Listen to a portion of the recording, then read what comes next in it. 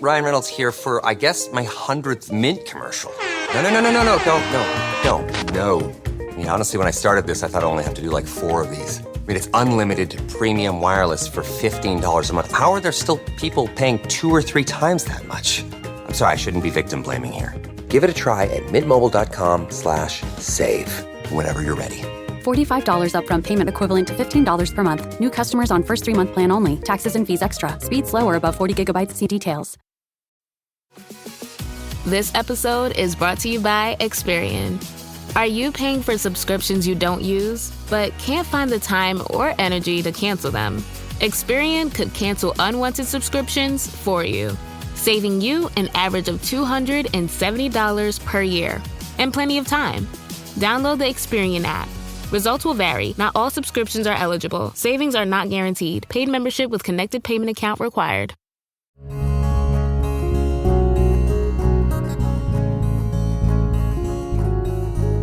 Welcome to the Casting Across Fly Fishing Podcast. I'm Matthew of castingacross.com, where I explore the quarry and culture of fly fishing. Thank you once again for listening to the Casting Across Fly Fishing Podcast. This is the 68th episode. And I just wanted to mention something I mentioned before, and that is I absolutely enjoy getting feedback. Emails I've gotten this week have been little highlights. I got so much other great things going on in life, my family, my job, all those things, but it's always so fun to get emails about something I've said on the podcast or written about on the website.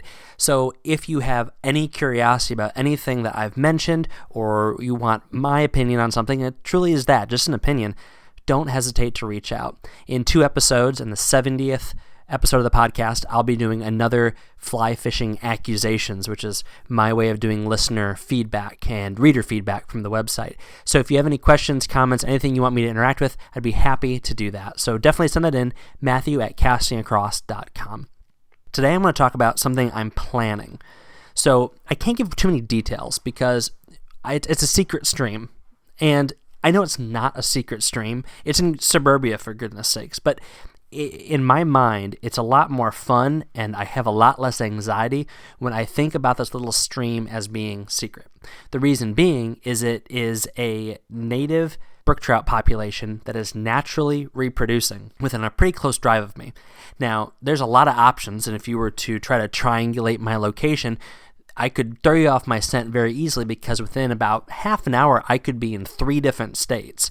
I can't give you any more details than that. But this is a naturally reproducing brook trout population that this particular state's conservation folk think haven't been bothered with stocked fish. So it's a really cool resource, and there is awesome angling opportunities.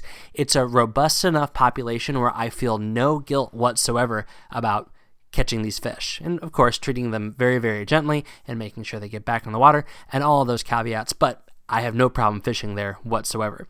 And so I would go here maybe once a month if I could, even just for an hour, just to catch a couple of brookies, admire them, let them go back in the water, and just get my little brook trout fix relatively close to home. Well, the last time I went, I actually wasn't going to fish because it was right at the height of the spawn. So I didn't want to fish, didn't want to mess with them while they were doing their thing. So I just brought my camera. I wanted to get some stock photography for the website, maybe even catch some brookies doing their little mating dance with my camera lens.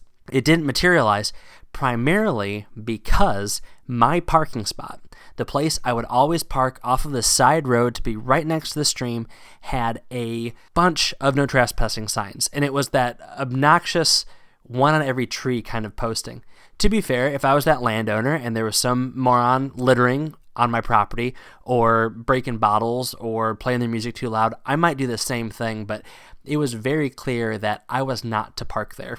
And so I had to figure out where I was going to go. There was no other clear options around. I finally ended up finding a place I could kind of pull off the side of the road, a couple hundred yards down from where I wanted to enter the stream. It wasn't ideal. My little Mazda 5 is not the best off-road vehicle. I actually almost got stuck a couple days ago. Totally different stream, totally different story, but that was relatively harrowing being as remote as I was. All that to say, I'm planning to go back in the very near future. So what I did is something that I want to talk about today, and I realize we're 4 minutes in, and you've endured this long preamble, and so I appreciate you sticking with me, because this is what I think might be beneficial to you, and this is where the title of the episode kind of comes into focus, and that is, what are some non-traditional ways you can find access to streams that you either know have fish or that you want to explore that have fish? Another thing that I think is worth mentioning is that there's another podcast that I've recorded that kind of touches on this issue, and that's episode 13 called Finding Your Own Water, and it has a higher level kind of look at ways to locate new spots that might not be your traditional angling spots, but this I want to take a little bit of a different approach, because a lot of times there's water that we know we can fish, but getting to it is one of the difficult things. So depending on where you live, the first thing that you need to check is the Fish and Game or the Wildlife Department's rules and regulations. Obviously, if there's fish in there, but you're not supposed to fish there, that is going to rule that out completely. Now, whether you should or shouldn't, however you feel about the laws, that is neither here nor there. I mean, that's a totally different subject. Same thing is to be said for access rights. And we're going to kind of talk about not circumventing that, but how to work within the law to access the water. But there are plenty of states and plenty of localities that have different rights and regulations as it relates to getting on the water. Some states you can be on the stream bank up to flood stage and be totally fine. Other states you can be in the water and you're okay, and you can only get out of the water if you're having an emergency or something like that. And then still other states and places, there is no option. You can't be in the water, you can't be touching the stream bottom, you can't be navigating it. And a lot of this goes back to archaic 100-year-old rules and land rights that were granted by the King of England, actually for real. You have to check what the policy is in not just your state, but in your locality. And if your Fish and Game Department, or whatever it's called in your state, has a pretty comprehensive guide to fly fishing, or fishing, I should say, in general, then this information might be there. If not, you're going to have to do a little bit more work. But generally speaking, a lot of the popular spots, the access points, are going to have all this spelled out for you, either by the state agency, by a Trout Unlimited chapter, by somebody who stocks it, or even by that landowner. And you want to respect those things. And I would say it's so important that even if you have some principled opposition towards people keeping you off of a stream or off of their property, if it's by a stream or any of those things, then it's not a fight between you and that person. I hope you can appreciate that. It's you as a representative of not just fly fishers, but fishers and outdoors people. And really, to that person, it might just be people in general, where they do not want people on their property who are giving them attitude. And if you give them attitude, then that is going to further their resolve to keep people away. Okay, so how do you get on water? That's what you're waiting for. Well, here's what I'm doing for this particular piece of water that I've been thinking about, and I think it might be beneficial. Pull up your Google Maps, and then find that town, find that municipality's tax assessment mapping service. Almost every one that I've ever looked for is online these days. In the states that I access regularly, you can find these. Then what you're able to do is very, very easily find the precise boundaries of public access. Now, I'll give you an example from the stream I'm looking at. There is a conservation easement that you can park on and access the stream from there. And once you're on the stream, you can go upstream and downstream as far as you want. So that is access point number one. There's another town forest that gives me another access point. And then thirdly, there's another municipal spot of ground. I think there's a old cemetery on one part, and I think there's like a town dumping site on the other part. But all three of those spots not only have stream access, but there's parking opportunities there. And I got curious, is this just this stream or is this other streams? I found another few catch and release fly fishing only waters that I've been to, and I started looking at those tax assessment maps, and I found more access points. Now, there might not be great trails. It might not be a great spot to pull your car off the side of the road, especially if you don't have four-wheel drive. It might not even be the best idea based upon the people who could assume that that land is either their land or that they just don't want anybody near their land. So, I mean, all of those things are caveats and things that you have to think about. But when you do this, you actually are opening up more opportunities for you to get on water that you already fish. So instead of parking by the road that you normally park at and walking a mile to a spot, you might be able to find a spot where there's access because of that town or that city or that locality's public land, and you can hop on much quicker and much easier. But it's a really great thing in theory. Of course, in practice, it's all going to depend on where you are. But what this does is it allows you to think outside the box, gets you away from those heavily trafficked areas. And honestly, a lot of these spots where even if it's a fly fishing only regulated area, there's going to be more pressure and more poaching at the easy access spots. It's just the way it is. Even the best game wardens aren't going to be able to surveil a place 24/7.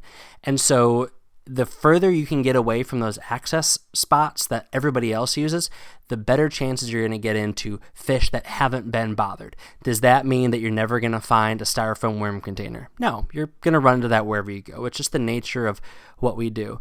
But you're also going to reduce the chances that you're going to be on top of other people or fishing over fish that have been fished over very recently by other people.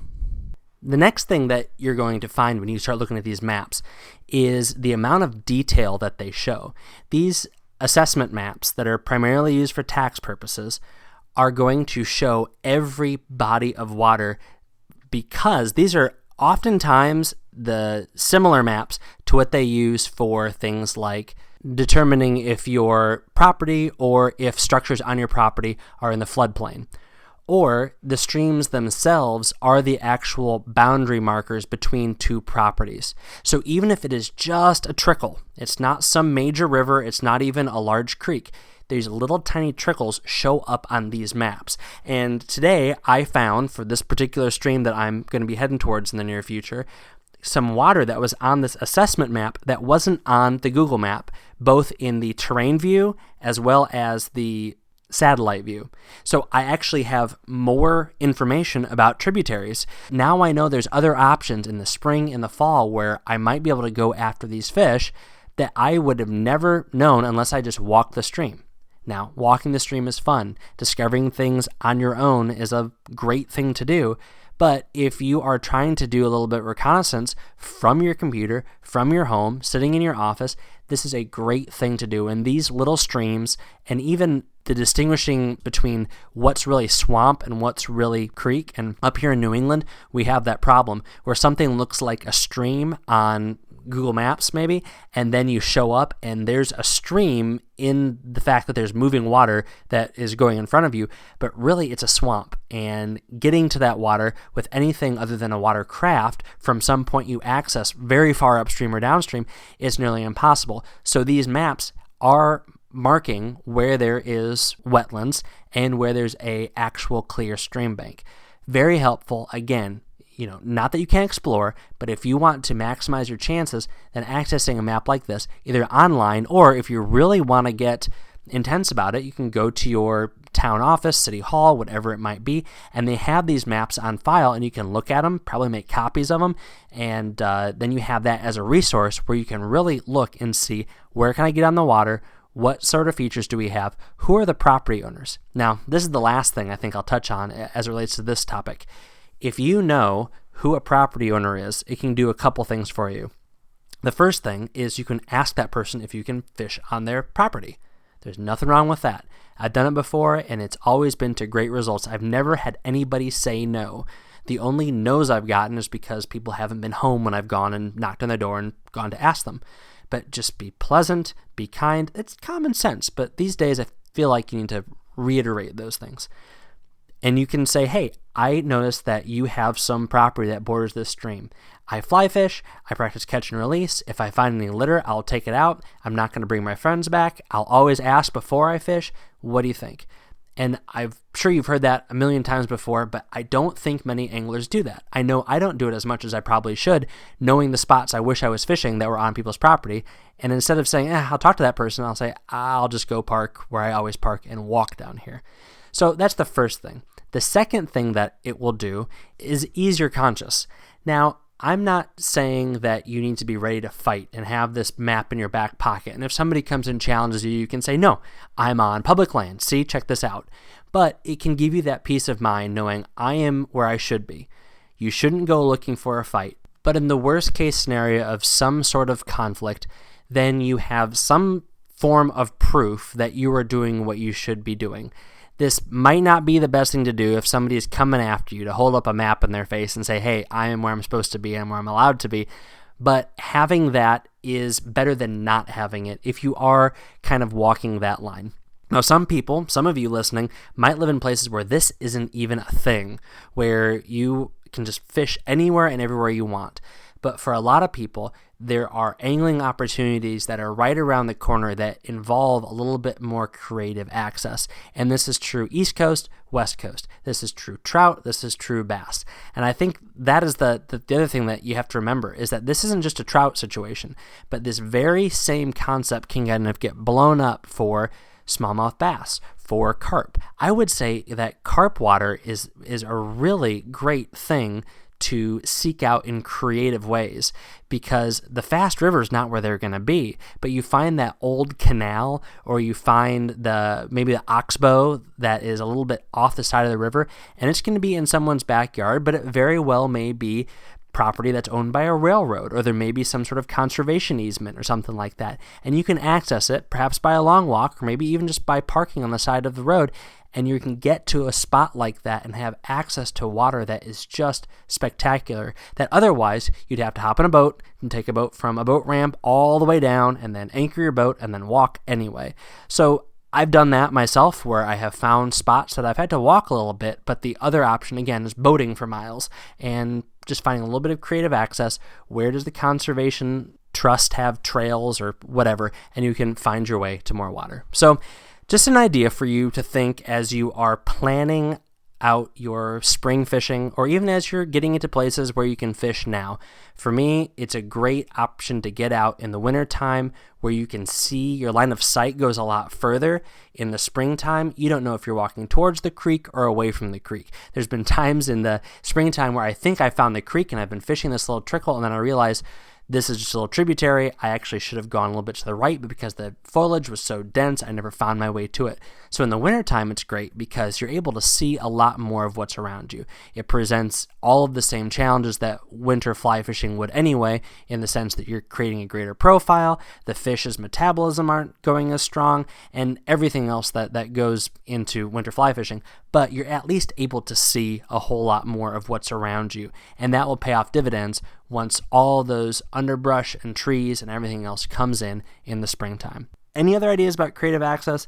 Let me know. Again, don't get in fights with landowners, even if they're not really landowners. It's not anybody's benefit to get into a fight in the middle of the woods. And secondly, respect local laws, both for stream access as well as fishing. And that just goes without saying. But again, common sense is not always easy to find these days. This week on castingacross.com, the first article is called I Don't Hunt Anymore. I love being outside. I love watching deer and squirrels and turkey. And I don't mind watching them with a rifle or a bow in my hand. However, I don't get that opportunity a lot anymore. And that was a very conscious decision in one respect. So I Don't Hunt Anymore was Monday's article on castingacross.com. Wednesday's article was called Brookies at the Ballpark. I came across a really cool ad on Twitter, and that was for the Altoona Curves June promotion, which is that they're going to rebrand temporarily, just for the weekend, as the Altoona Brookies. And so if you go to the website, you'll see the cap. They're going to have a cap, a jersey, a bunch of other stuff going on for this promotion, and they're going to be brook trout. So they're going to be called the Brookies. In Pennsylvania, the brook trout is a state fish.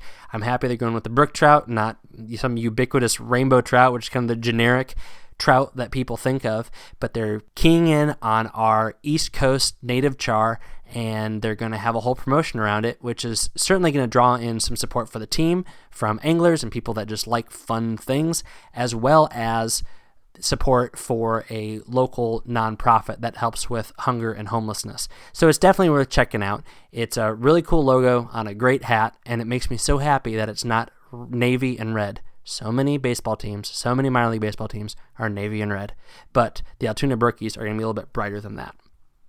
This week's recommendation on castingacross.com is Panfish on the Fly's Triangle Bug. So I've mentioned Panfish on the Fly before on the podcast. They have an awesome fly called the Triangle Bug. It's a simple topwater fly that is tied with only 3 materials and thread, and it creates a great profile for bluegill and small bass and anything else that lives in warm water streams. I've actually tied larger ones I've used for mice for trout. So it's a great fly, and you can buy online on panfishonthefly.com on the website. You can buy kits for tying these. So why buy a kit for a simple topwater bug? Well, a few reasons. First of all, you're going to get the hooks that make this thing work, and they are a hook with a little bit of a hitch that goes horizontal on the shank of the hook. And you'll see that if you head to panfishonthefly.com. Most popper hooks have a little bump that goes vertical, oriented along with the hook bend and the point. This one goes horizontal. And so for a horizontal body for this fly, it keeps it from kiltering and going side to side, which leads to line getting tangled and the thing actually getting submerged rather than skittering across the top when you pull it. So you're going to get some of these hooks, you're going to get some foam and other tying material, but what really makes this fly special is how easy it is to tie and how it is perfectly sized for the mouth of a bluegill.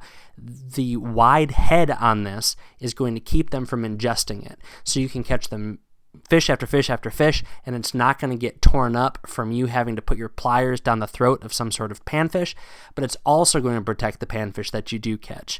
Now, right now they're sold out. As the time of my recording this, they're sold out of the foam cutters, but there's a good chance they'll be back in stock in the near future, so definitely bookmark the page for the Triangle Bug kit, and you might be able to get the kit that includes the cutter. Now, the cutter is a precision-engineered diamond pattern that you can stamp into your foam, any foam color of your choice, to create the perfect size diamond that then gets put on the fly, folded over to become that triangle. Why have the perfect size? Well, let me tell you, I've had the imperfect size, and what does that do? It makes the thing list to the left or to the right. It makes it either dive like a lip or ride so high that it doesn't create as much disturbance on the water as possible. You might say, that's a whole lot of thought that goes into a panfish fly. Well, the reality is if you tie a couple of these really well, have a whole box full of them in different colors, they're going to last you all season because they're super durable, super high floating, and again, the way that they're tied, they're not going to get mangled by fish mouths and by pliers. So panfishonthefly.com, definitely check out the complete Triangle Bug kit with the cutter. It's a great little fly that I've had a lot of success with. I love to fish it. My boys love to fish it. It is an all-purpose warm water fly. Thanks for listening to the Casting Across Fly Fishing Podcast. Please subscribe in your favorite podcast app and rate the podcast in iTunes. Then head over to castingacross.com where you'll find more info on this podcast and 3 posts a week on the people, places, and things that go into the pursuit of fish.